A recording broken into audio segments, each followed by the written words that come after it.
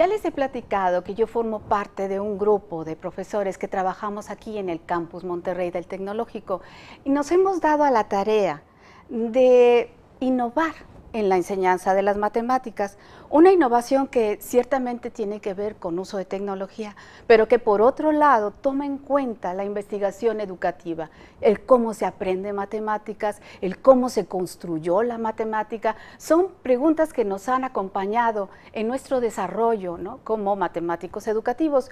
Coincidimos con muchos investigadores en esta misma área, ¿no?, con que la matemática tiene, digamos, tres aspectos mínimamente que deben de ser tomados en cuenta cuando uno entra a conocer a la matemática. ¿A qué aspectos me refiero? Ya lo hemos hablado, ¿no? Yo sé que les he dicho que la matemática ciertamente es un sistema conceptual lógicamente organizado. ¿Esto qué quiere decir? Que tenemos definiciones, que tenemos teoremas, que tenemos demostraciones lógico-deductivas, que tenemos ordenamiento, ¿no?, de conceptos, de teorías, etcétera, ¿no?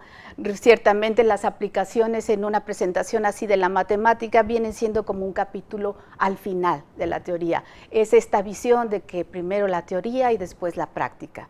Por otro lado, esa es parte de la matemática, ciertamente, pero por otro lado tenemos a la matemática como un lenguaje simbólico, y en ese sentido, el manejar a la matemática como este lenguaje es algo que no es innato, es algo que se debe uno de adiestrar, es algo que también está muy propenso a desvirtuarse cuando hay una sintaxis medio complicada, ¿no? Hay veces en que la notación matemática pues es para los matemáticos, o sea, no quien entra a estudiar matemáticas puede hablar en ese lenguaje matemático como si fuera a hablar en un lenguaje coloquial.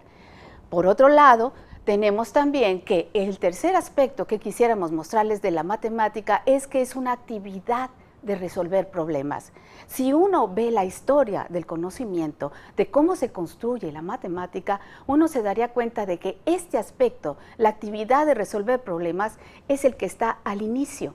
O sea, realmente es en un principio que hubo problemas por resolver, que hubo también necesidad de tener una simbología para poder trabajar con ellos y que eventualmente dentro de la fundamentación de la matemática fue necesario construir una teoría, ¿no?, con todos los cánones de lo que viene siendo la formalidad, el rigor, ¿no?, dentro de las matemáticas. Entonces, nosotros quisiéramos hacerles entender a ustedes que la matemática tiene al menos estas tres cosas, estos tres aspectos, ¿no?, que no podemos dejar de lado si queremos entender cabalmente lo que es la matemática y llevarnos bien con ella, ¿no?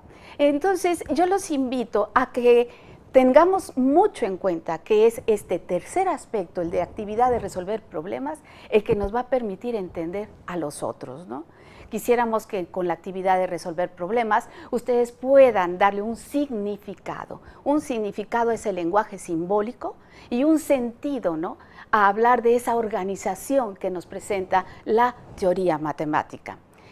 En nuestra página de videos Visión de las Matemáticas, nosotros les hemos dado a ustedes una serie de pequeñas cápsulas con un texto acompañado, en donde les queremos mostrar esta visión de las matemáticas que nosotros hemos adquirido a través de nuestros estudios y demás.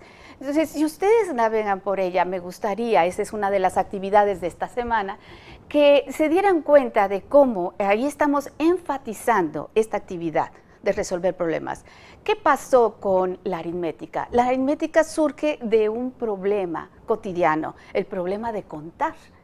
Es así como surgieron los números, pero los números naturales, eso ya lo sabemos nosotros. Recuerden ustedes, con lo que hemos visto en nuestras pasadas sesiones, ¿no?, que también el número en sí, teóricamente, tiene que avanzar a otro grado. Y tuvimos que hablar nosotros inevitablemente de los números irracionales y de los números reales, que sería la unión de los racionales con los irracionales. Hablamos de la completez de nuestra recta, hablamos de procesos infinitos, de cantidades infinitas, incluso con distintas clases de infinitos, ¿no? Ahí ya estoy hablando a otro nivel, pero el problema original fue contar. ¿Qué podríamos nosotros decir también acerca de, por ejemplo, la geometría? en la geometría también encontramos que hay una actividad central, hay un problema allí. El problema es tener conciencia de la forma, o sea, un círculo, por ejemplo. Si nosotros pensamos ahorita en un círculo, ese círculo no es algo que encontremos, digamos, en la calle, ¿no? O sea, el círculo realmente viene siendo para el hombre una generalización. Imagínense, o sea, el hombre ve el sol, ve la luna, ve, qué sé yo, naranjas en los árboles, trata de imitar formas en los platos que va a usar, no sé. Siempre hay que pensar, ¿no?, en esas realidades anteriores, que a lo mejor nosotros no las vivimos, ¿no?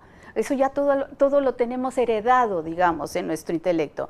Pero ese círculo, ¿no?, que para nosotros es ahora tan familiar, en algún momento fue justamente el fin de un proceso de generalización que culmina en una simbolización, en la simbolización del círculo, ¿no? Entonces, allí ya llega a ser un concepto matemático, un concepto que va a estar dentro de un lenguaje simbólico, simbólico que no es solamente el círculo en sí como figura geométrica, sino su expresión algebraica, ¿no?, como lo vieron en geometría analítica, ¿no? Y después forma parte también de la teoría. Entonces, con eso, en estos videos ustedes lo que van a hacer es entender un poco cómo la aritmética, la geometría, ¿no?, surgen de una problemática particular, de una actividad del hombre, ¿no?, la actividad de contar, la actividad de estudiar la forma. Y si nos vamos un poquito más adelante en los videos, vamos a encontrar también que hay otra problemática que le está importando a la humanidad en determinado momento.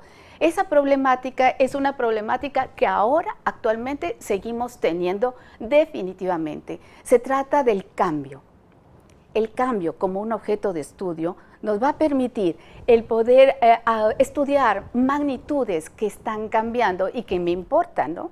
Dentro de los videos van a encontrar ustedes situaciones que han ocurrido en nuestra sociedad sobre diferentes ramas, ¿no?, del conocimiento, en donde ha sido muy importante el predecir el valor de una magnitud que está cambiando. Digamos que nosotros estamos ahorita tratando de darles a ustedes un acercamiento al cálculo muy en apego a la visión newtoniana. O sea, estamos tratando de adaptar ideas, ¿no?, que hicieron que a Newton, ¿no?, se le ocurriera este surgimiento del cálculo como un método para solucionar problemas relativos al cambio. La idea de Newton era predecir el valor de una magnitud que está cambiando a través de sus sucesivas razones de cambio. Habrá que aclarar esto de las razones de cambio.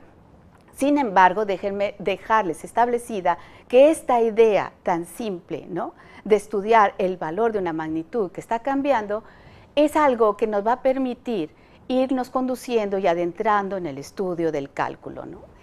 Entre todos los cambios posibles, ustedes pueden pensar en muchas magnitudes, o sea, pueden pensar una temperatura, lo que pasa a la temperatura del día, cómo cambia nuestro día. Pueden pensar en una población que está aumentando, que por alguna razón luego disminuyó. Pueden pensar en una energía, una fuerza, en un trabajo. Hay diferentes magnitudes, en el costo, una ganancia, ¿no?, mi dinero en el banco, qué sé yo.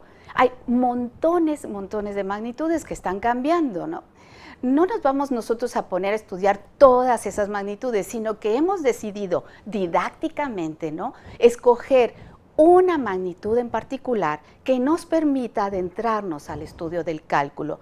¿Cuál es esa magnitud? La magnitud vendría siendo el cambio de posición, o sea, la magnitud de la posición.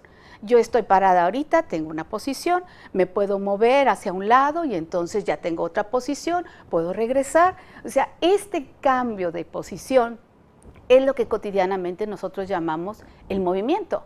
Puedo pensar en el metro que se está moviendo, ¿no?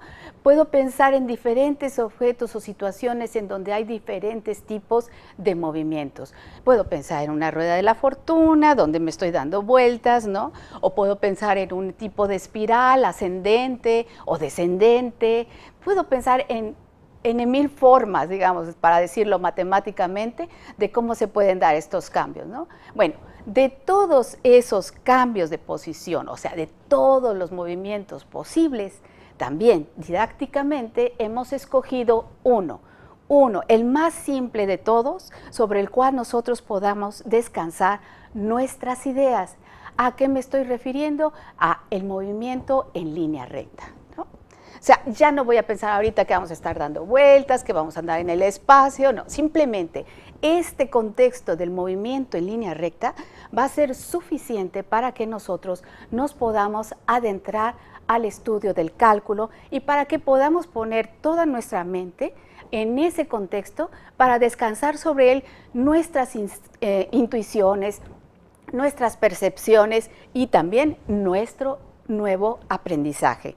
Dentro de los videos, cuando ustedes acaben de ver esta secuencia de videos, van a encontrar cómo los situamos en el último de ellos en nuestra situación inicial. O sea, esa situación inicial que nos va a permitir hacer que en lugar de pensar en el metro, en un carro, en una piedra que cae, en un nadador que va por una alberca, en lo que vamos a pensar simplemente es en algo general, ¿no? Algo que abstraemos de todas esas situaciones, de todos esos objetos y lo vamos, digamos, a sintetizar en un objeto que vamos a llamar nuestra partícula. En este último video ustedes van a tener ocasión de centrarse en esta situación inicial, sobre la cual posteriormente iniciaremos con nuestro estudio del cálculo. Imagínate una recta sobre la cual introducimos un sistema de coordenadas y una partícula que se mueve sobre ella. ¿Qué información te permitirá predecir su posición, digamos, dentro de 5 segundos?